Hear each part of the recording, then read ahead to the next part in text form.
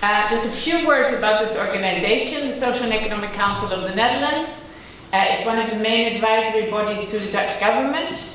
You already heard quite a bit from José, maybe others today, about the role of employers and unions in the Netherlands. There's a lot to say about that. They are quite influential. Actually, where you are sitting now is sort of the main hall of this council. The council consists of employer organization representatives, union representatives, and independent members coming mostly from academia. And together they advise the government on long-term policy reform in lots of areas, from labor markets to pensions to social security, sustainable energy, and many other areas. And through that, they also help sort of long-term economic or thinking on social and economic policy in the Netherlands, which is often plays quite a role in the political arena as well. And since 2000, actually, this council has already also been working on corporate social responsibility and responsible business conduct. Just very briefly, because I was asked to say a little bit about the background of this approach that we have in the Netherlands. So what we've been trying to do here is, on behalf of Dutch business and unions and independent members, to really foster the implementation of the international guidelines, and specifically the OECD guidelines and the UN guiding principles for business and human rights that were adopted in 2011. And we had been working on that for quite some time already, and then in 2011, as you all know, the Rana Plaza collapse happened, and internationally there was a lot more attention, in a way also a lot of us looking for new ways to have a more proactive approach on some of these issues. What happened then is that the government here in the Netherlands, the Ministry of Foreign Affairs was leading this, but also the Ministry of Economic Affairs was involved. They said, we kind of want to do a due diligence of the Dutch economy. We want to have a look at the Dutch economic sectors and what possible adverse impacts they could have in their supply chains, and where do we have risks of adverse impacts on human rights, on the environment, in terms of corruption, and so on. And so this analysis was done. They started out with 86 economic sectors in the Netherlands. It was brought down to 13 sectors where those risks were considered to be the highest. And the idea was to reach an agreement with all of these 13 sectors or more, if there was an initiative, to see how those risks could be addressed through collaboration with the government, with unions, and with civil society organizations. And at the same time, they actually asked this council to see how could we do this, how could we set up those kinds of agreements. And so the council wrote an advisory report on this. It's available also in English if you're interested. I'll just go over a few of the key elements, which are based mostly, again, on those guidelines that I already mentioned, the OECD guidelines and the UN guiding principles. So meaningful stakeholder dialogue is an important one. The due diligence process, and actually looking at risk from the rights holders' perspective. So not just risks to business, but looking at risks to communities, to workers, and looking at what kind of priorities this gives, also at a sector level. Building on existing initiatives, access to remedy, looking at structural change. There's a lot of discussion also in the Netherlands about the initiatives that have been going on for the last 20 years, and a lot of auditing that has been taking place, and looking at new approaches. How can we improve what is already there and make it more effective, but also look at other approaches to work more directly with suppliers to see how you can improve things. And the idea of these agreements is really to join forces, as I said, between the different parties. The principles, I already mentioned the two major guidelines, because there was some discussion a little bit earlier in the panel about some of the guidelines and also the relationship to the SDGs. I just wanted to mention a few things about that. In the OECD guidelines, due diligence is not only asked on human rights. Due diligence is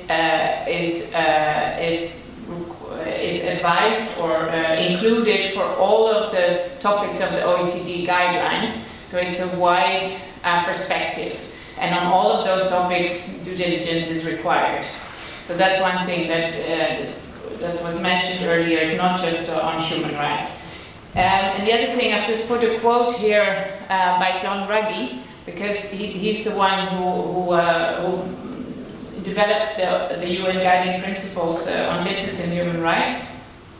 And he's also been, I think he's written some very good papers on the relationship between those guidelines and the SDGs. And what he is saying is really, that due diligence, or at least putting people and human rights at the forefront of the contribution towards sustainable development. And in a way also using due diligence as an entry point for contributing to the SDGs, rather than having this as something separate. And I think in general, I think it's quite important to see these frameworks as complementing each other and not replacing each other. Due diligence is just a very important starting point for having also a positive impact. If you have positive impact without addressing your negative impact, there are legitimate questions about that. This is a little bit on process. I'm going to skip, because if you're interested in these kinds of processes, feel free to contact me and we can get into the details. There's a lot to say on all of these. They're quite lengthy processes with a lot of parties. And just very briefly, the sectors that we have been working on and are working on, I will tell you a little bit about the agreements that have already been reached. In the garments and textile industry, the gold and the banking sector. We are working on several others right now: the insurance, the food products, the natural stone, metallurgical sector, and floriculture. And the pension sector is also starting, and we're speaking to several other sectors about this. A few words about the garment and textile sector agreement. It was signed just over a year ago, at the time with 50 participating companies, and the idea is that this will grow to 80% of the businesses in the Netherlands. We just had the sort of 1 year anniversary in July. There was a growth in the companies, but more importantly, there is now a published list of all the production location of all the adhering companies, a list of over 3,000 production locations. There is an independent grievance mechanism, and all the adhering companies have been working on plans of action on all of the adverse impacts that they have identified in their supply chains. So we're sort of in the middle of trying to see how things can improve there.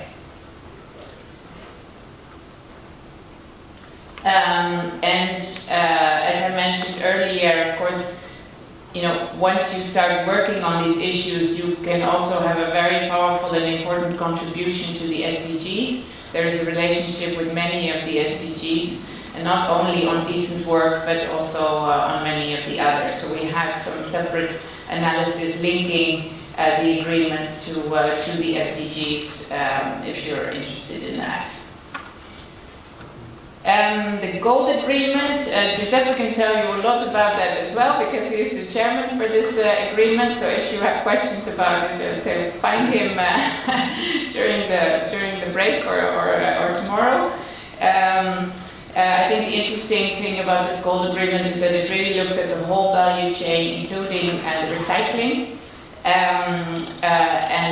It is based also on knowing and showing, so doing due diligence and looking at how to be transparent about that, but also looking at also doing some projects together, again between the government, business, unions and NGOs on artisanal and small-scale mining. And then we have the banking sector agreement, which was the second agreement to be reached last year, at the end of last year, so or fall. The parties to this agreement are the Dutch Banking Association, the government, two ministries, the trade unions, both of the main trade unions in the Netherlands, and a number of NGOs. And then we have, there are 14 adhering banks, and that's actually most of the banks in the Netherlands. About 80% of the banks working in the Netherlands are now adhering to this agreement. The parties are aiming to really achieve a material positive impact for people potentially facing adverse human rights impacts. And it really tries to find solutions to address problems that adhering banks cannot solve by themselves. And that is also sort of the general idea between these, behind these agreements, that there are some very complex issues in these supply chains that if you want to make an impact, you really need to join forces, otherwise you have no chance of doing so. From the financial sector perspective and from the bank's perspective, these are some of the reasons that they are, giving on why they are participating in this. It really helps the movement towards knowing and showing, which gives reduced regulatory and reputational risk, better information on human rights risks, and therefore reduced ESG risk, credible implementation of international guidelines, and also increased efficiency through sharing of practices. So this is in addition to, of course, all the other reasons for just wanting to take responsibility in this area. The thematic focus of this agreement is human rights, and it focuses on corporate lending and project finance. Asset management will also be added, but it stipulates sort of that the banking sector is asking or is seeing whether the insurance companies and the pension funds can take the lead on this. And once those sectors have come to an agreement, the banking sector will see if they can join that part of the agreement on asset management. And if those other sectors do not manage, then they will take own steps on asset management. The contents, it's also available on our website, this agreement, but just very briefly, there is several agreements on policy commitments, on due diligence, on the development of tools, on reporting, on increasing leverage, and on enabling remediation.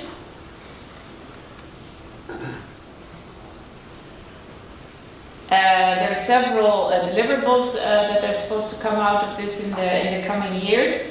A database with information on human rights risks, specifically with a sector and country combinations that are not available right now. We already heard some information during the day about where information comes from right now, and of course there are a lot of data providers, but they do work mostly on the basis of published reports, and the parties in general think there is still quite an opportunity to see how you can link information that is available with the unions, with the NGOs on the ground to share that information in a better way with with the banks and also with the investors, hopefully.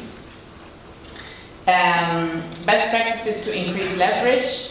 And so there's a study that's being commissioned right now and being undertaken to see what approaches are already being taken and how that can be improved. So I think that also feeds into some of the discussions here. And I think it would be very useful to see also how investors can share their good practices with the banking sector and vice versa.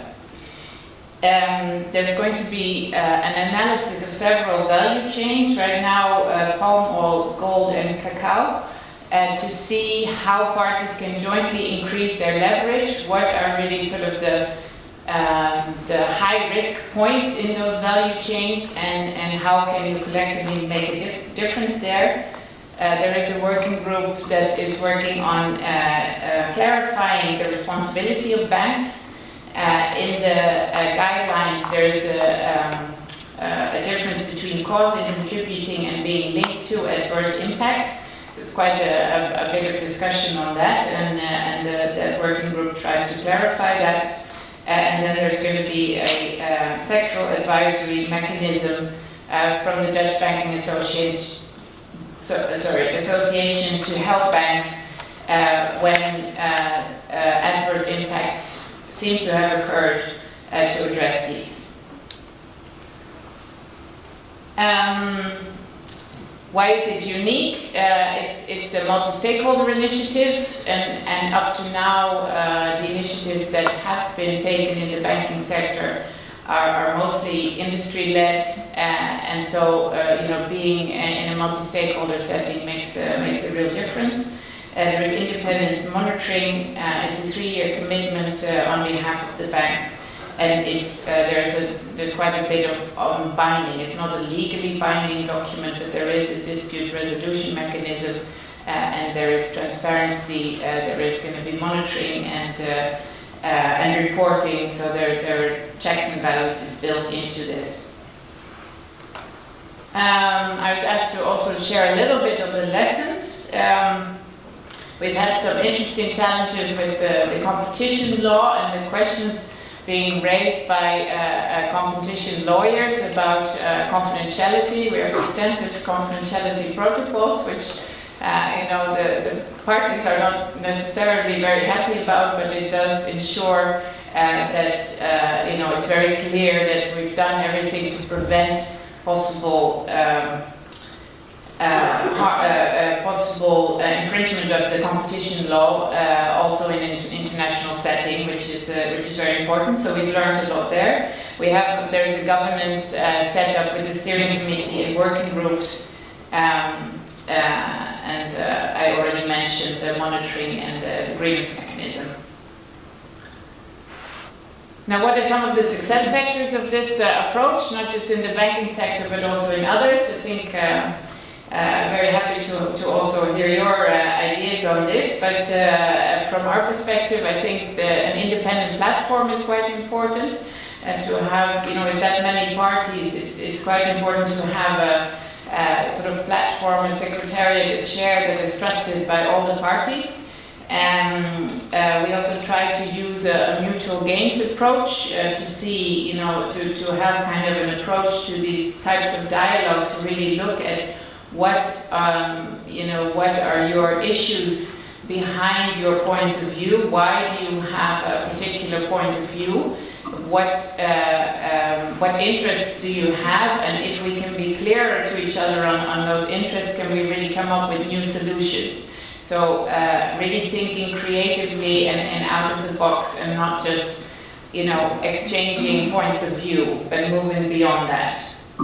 The expertise and international outreach. I think a forward-looking attitude is very important, which relates to the next point about courage and ambition on behalf of all of the parties. These processes have taken quite a long time, and it's also because there is a lot of internal conversations that need to go on in these kinds of processes. There are people who come together here, but they have their whole company and their boards or their members or their rank and file behind them that they have to inform and gather support from. So that really can take a lot of time and also really personal commitment to getting these kinds of things through.